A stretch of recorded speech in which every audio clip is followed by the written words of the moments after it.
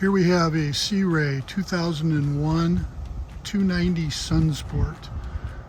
Very stylish, performance-oriented cuddy cabin boat. As you can see, a big newly reupholstered sun pad in the back. Nice cockpit seating. Canvas is within a year old. Certainly something that's not going to have to be done for a very long time. Professionally re-canvassed. Eyes and glass is in great shape. Nice bow area. Of course, you've got a spotlight and windlass. Stepping aboard the boat, you can see the easy board, starboard walkthrough. Nice cockpit seating. Companion seat. Captain's helm. Gaff rig shifters, the desirable approach.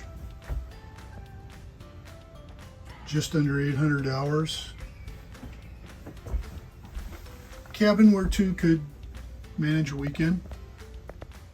Nice sized head compartment.